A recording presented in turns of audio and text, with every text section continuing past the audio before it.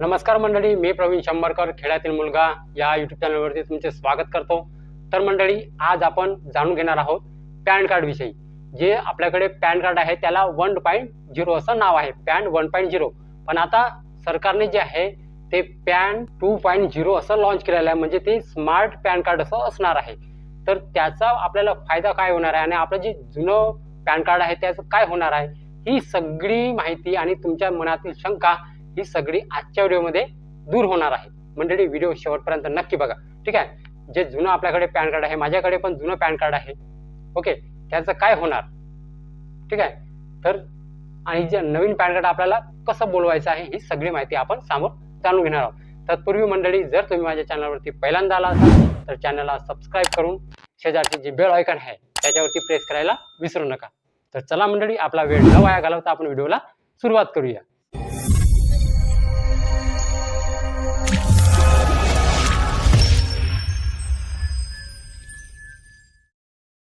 केंद्र सरकारच्या डिजिटल मोहिमेअंतर्गत 2025 पासून हा जो पॅन कार्डचा प्रकल्प आहे तो सुरू केला जाणार आहे। त्यामुळे आता QR कोड असलेले पॅन कार्ड जारी केल्यानंतर जे आपलं जुनं पॅन कार्ड आहे त्याचं काय होणार आहे, कारण आपल्याकडे जुनं पॅन कार्ड आहे, आपल्याकडे आता QR कोडचं आपण कशा प्रकारे आपण मागवू शकतो, किंवा जुनं पॅन कार्ड समजा आपल्याकडे आहे तर ते असेल तरी चालते का, ठीक आहे। हीच माहिती आपण आता जाणून घेत आहोत। तर मंडळी, तुम्ही स्क्रीनवरती बघू शकता, ठीक आहे, इमेज मी वाचून दाखवत आहे।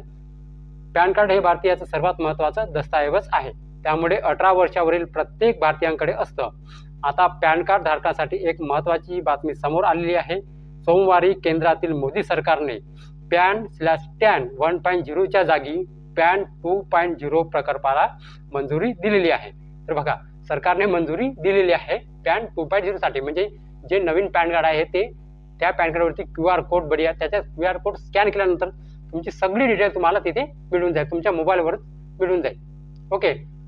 सगळी डिटेल ते QR कोड तसंच असते, ठीक आहे। यासाठी सरकार 1435 कोटी रुपये खर्च करणार आहे। हे पॅन कार्ड 1.0 प्रकल्पाची अपग्रेड केलेली आवृत्ती असेल आणि त्यात QR कोड देखील असेल। तर बघा, सरकार यासाठी 1435 कोटी रुपये खर्च करणार आहे या नवीन पॅन कार्डसाठी।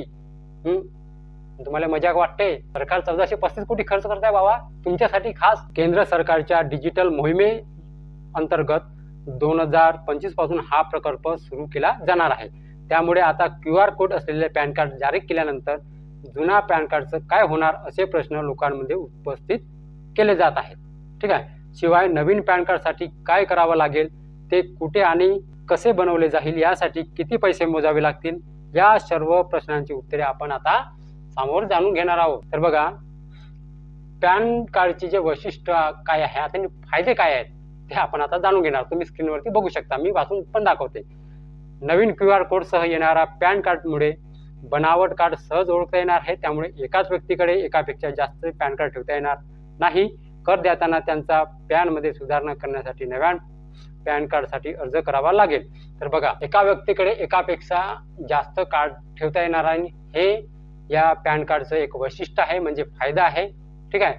आणि जे कर भरतात, म्हणजे आयकर म्हणजे कर, ठीक आहे, त्यांना नवीन पॅन कार्ड हे जे 2.0 आहे पॅन, त्यांना ते ऑर्डर करावंच लागेल, म्हणजे पॅनसाठी अर्ज त्यांना करावाच लागेल। जे कर भरतात ते, आपल्यासाठी नाही, आपल्याकडे जुना आहे तेच सही आहे। जे कर भरतात त्यांना हे ऑर्डर करायचं आहे, म्हणजे पॅन 2.0 साठी त्यांना अर्ज करावा लागेल तुमच्यासाठी।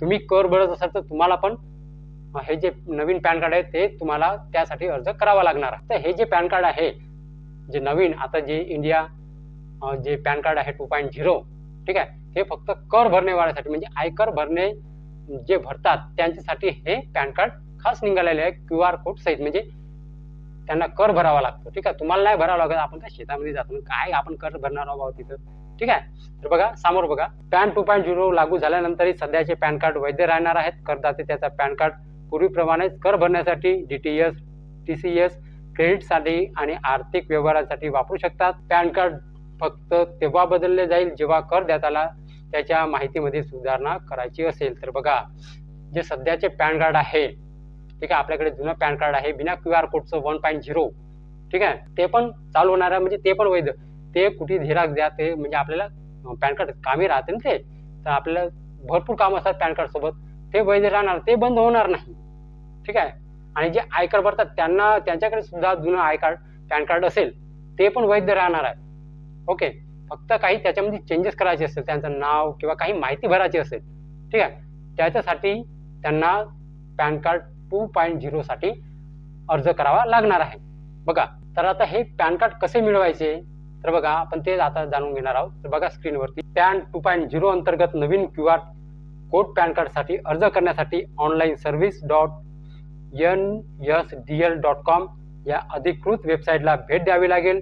ही सेवा संपूर्णतः विनामूल्य असेल आणि नवीन पॅन कार्ड करदात्यांच्या नोंदणीकृत पत्त्यावर मोफत पाठवले जाईल.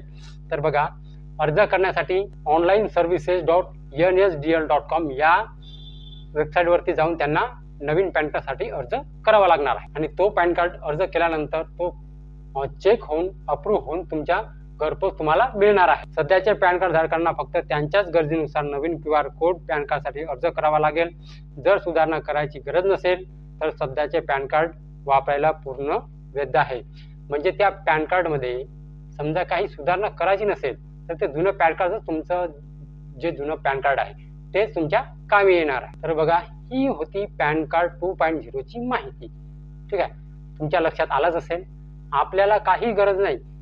जर आपल्याला चेंजेस करायचे असतील, तुम्ही समजा कर भरत नाही, ठीक आहे, जर तुम्ही कर भरत नसेल आणि तुम्हाला त्याच्यात नाव चेंजेस करायचं असेल किंवा ॲड्रेस चेंज करायचं असेल, काही ना काही म्हणजे त्याच्यात बदलायचं असेल, तरच तुम्हाला हे जे पॅन कार्ड 2.0 साठी तुम्हाला अर्ज करायचा आहे. ठीक आहे, अर्ज कसा करायचा आहे ते पण तुम्हाला सांगितलं आहे. डायरेक्ट सेतू सुविधा केंद्रामध्ये जा, आपल्याला काही अर्ज करता येत नाही त्यांनीच अर्ज करू द्या. ठीक आहे, 50 रुपये जातील, काय जाणार आहे. ठीक आहे, तेथे जा, अर्ज करून घ्या. कारण आपल्याला काय मोबाईल समजते हो, मी फक्त व्हिडिओ बनवतो, ते पण मला पण नाही समजत कारण मी फक्त व्हिडिओ बनवते. ठीक आहे, जा सेतू सुविधामध्ये केंद्रामध्ये. आता 2025 पासून लॉन्च होणार आहे. हा डिसेंबर महिना जाऊ द्या, 2024 जाऊ द्या. ठीक आहे, जानेवारी महिन्यामध्ये ते जानेवारी महिन्यापासून हे जे लागू होणार आहे. ठीक आहे, आता सध्या नाही, आता 2024 चालू आहे. जर मंडळी माहिती समजली असेल आणि व्हिडिओ जर आवडला असेल तर व्हिडिओला एक लाईक करून माझ्या चॅनलला सबस्क्राईब करायला विसरू नका.